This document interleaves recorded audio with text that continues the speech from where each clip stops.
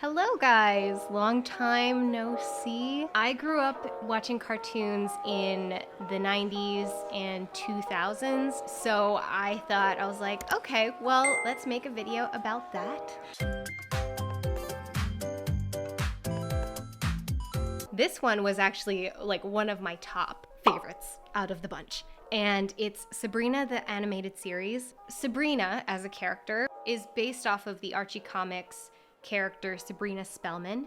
So Sabrina the animated series was actually a prequel spin-off to Sabrina the Teenage Witch, the live action television show. Sabrina the animated series had pretty much all of the key characters in the live action version. Sabrina, her aunts Hilda and Zelda, her talking cat Salem, and Harvey, Sabrina's crush / love interest. This series follows a 12-year-old Sabrina Spellman who is a half-witch in the mortal world. Sabrina keeps her magical powers a secret from every mortal she knows except for her best friend, Chloe. So, fun fact, Sabrina's aunts, Hilda and Zelda, were both voiced by Melissa Joan Hart, who played Sabrina Spellman in the Sabrina the Teenage Witch live action television show. And Sabrina in the animated show, her voice was Melissa Joan Hart's younger sister, Braceface. Okay, I'm sure a lot of you guys will know this one. And if you don't, then they have a lot of the episodes on YouTube, and I highly suggest checking it out. I have even rewatched the episodes a few times in my adulthood, and I still love this show. Braceface is a series set in Elkford, British Columbia. It's about a teen living her everyday life until she gets braces, and somehow her braces occasionally are electrically charged and can set off, break, or make devices malfunction during the most inconvenient times. This show ran for 3 seasons, and I absolutely loved every episode. Alicia Silverstone is the main voice, at least for the first 2 seasons. And I always thought it was really random that Cher in Clueless is in this show. Like, I always thought, is that Cher? There were some episodes where you're just like, is this okay? Okay, I don't know if you guys remember, but there's this one episode where Sharon decides to buy a mechanical push-up bra that would actually inflate, and then the remote for the bra breaks, and they just blow up. Yeah, it was weird. That was a weird episode. Cartoons were on a whole other level back then. The Weekenders. The Weekenders was an American animated television show that aired on the Disney Channel between 2000 and 2004. The show followed 4 12-year-old 7th graders, Tino, Lore, Carver, and Tish, living their lives on the weekends. Something that I loved about this show is that they often broke the fourth wall. Whether it was Tino was kind of like the narrator of the show, but whether it was Tino or Carver, Lore, or Tish, they would talk to the camera, which I thought was really cool. So the structure of each episode was Fridays in the show set up conflict that was happening in the episode, and then by Sunday the conflict would be resolved. While I was researching, I found out that The Weekenders actually took the #1 spot for Saturday morning cartoons, beating Pokemon. In my generation, Pokemon was all anyone would ever talk about. So the fact that The Weekenders beat Pokemon was just crazy. Yeah, I still think it's kind of odd that Disney Plus hasn't added The Weekenders on there, because I would love to rewatch the episodes. I haven't seen them in years. But I heard that they are thinking of putting The Weekenders on Disney Plus soon. There was no date, as I don't know what soon means, but they're definitely thinking about putting The Weekenders on there. 16. This one is a Canadian show that ended up doing really well internationally, and I also loved it as a teenager. The series follows 6 16-year-olds. Okay, let me try to name them. Jen, Jude, Jonesy, Wyatt, Caitlin, and Nikki. Follows them and their everyday lives after school. and just kind of being 16-year-olds and starting their independence. We watch them as they go through their first jobs, relationships, crushes, first bank accounts, rivalries, just problems in general that a teenager might have. The series takes place almost entirely in a mall. I don't know, do teenagers still hang out in malls? Jen was always my favorite because I felt like she was the one who had her head screwed on right, and she was always sensible, and I don't know, I just really liked her. And my least favorite was probably Jonesy, though he does provide lots of entertainment, and I appreciate that, and I appreciate him as a character, but he just wasn't my favorite because I just didn't love his personality too much. One of the running jokes when it came to Jonesy was that he would always manage to get himself fired from his job. So whatever store he was working at, he'd always somehow screw it up. In the United States, 24 episodes of 16 had been censored or removed due to scenes deemed too inappropriate, as censorship in American television was much higher than it was in Canada. 16's opening song was also, it just slaps. It's so good. In fact, it actually won a Daytime Emmy for Outstanding Original Song performed by Phil Naro. Okay, so this next cartoon, I feel like nobody talks about. Nobody ever mentions it I feel like I know other people have watched this show, but I feel like nobody ever talks about this one. Archies Weird Mysteries. Archies Weird Mysteries was released in 1999 and then stopped airing in 2000. I still wanted to include this one because I actually loved it so much. I watched it all the time. So, as you guessed, this is an animated mystery series based off of the Archie comics. As a kid, I was a huge fan of the Archie comics. We had like stacks and stacks of them at home, and I would read them all the time. This is just a personal preference that I had. I just preferred Archie's Weird Mysteries over Scooby-Doo. This just a personal opinion, okay? Don't come for me. I'm shocked that this series only had one season, but there were a lot of episodes, so I guess maybe that's why, I don't know. In this series, we follow Archie and the gang in Riverdale High, where they solve weird mysteries that happen in school. Combining these classic comic book characters and mystery loved it. I was a kid who loved spooky things. This was my cup of tea. But there were 3 episodes with vampires that scared the crap out of me. They scared me, but they were also my absolute favorite episodes. So it was episode 32, Scarlet Night, episode 33, I Was a Teenage Vampire, and episode 34, Halloween of Horror. For better or for worse? For Better or For Worse is a comic strip by Lynn Johnston that follows the lives of the Pattersons in a fictional suburb in Toronto, Ontario. So this one is one of the Canadian cartoons that I personally adored. This one I don't think was able to make it abroad, but I honestly think that this one is so good. It was very deep in a lot of ways, and much like some of the other cartoons, it dealt with lots of real life issues, especially when it comes to growing up.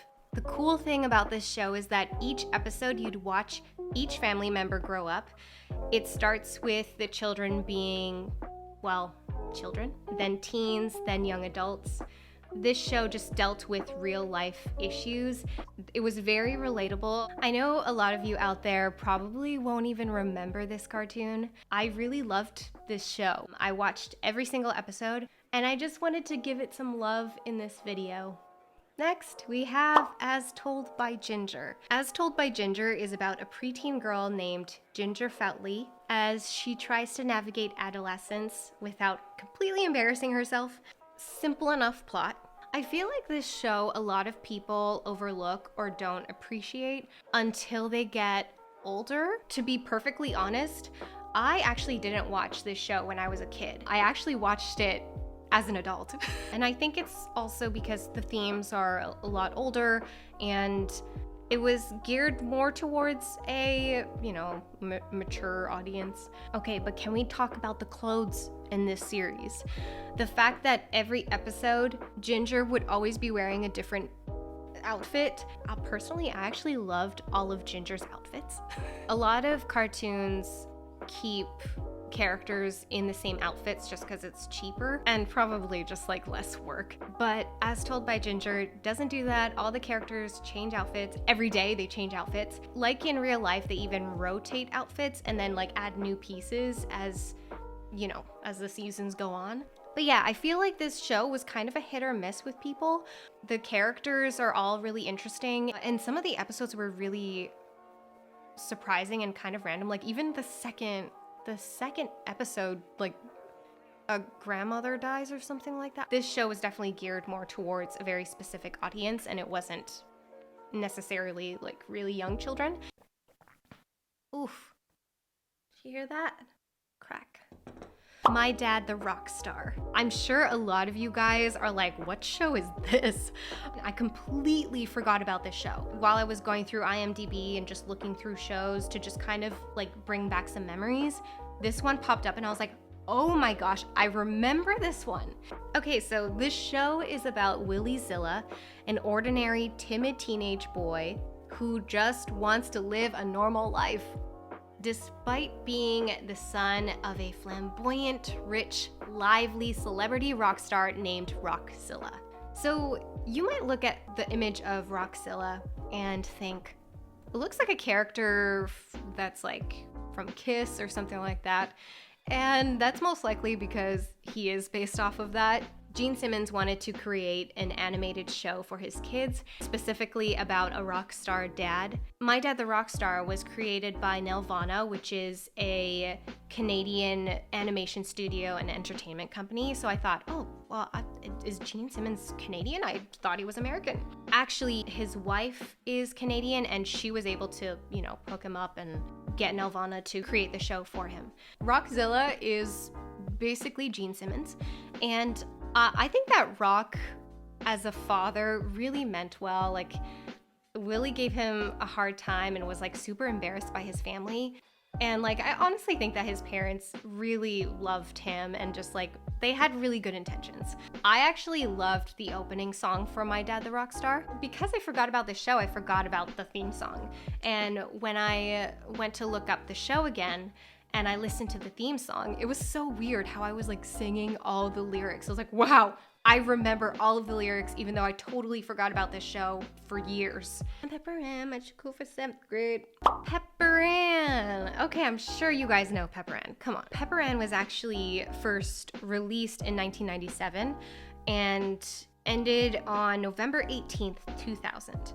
I remember coming home from school every day and had a goal to not miss recess or Pepperon. If I missed one of those shows, it was just a bad night. Like, I was just like I'm sad. So Pepperon's plot is fairly simple. It's about Pepperon Pearson dealing with life as a preteen in Hazelnut Middle School. This series has a lot of really lovable characters, and every episode was always super fun. So this show is one of the more lighthearted shows out of the list that I have.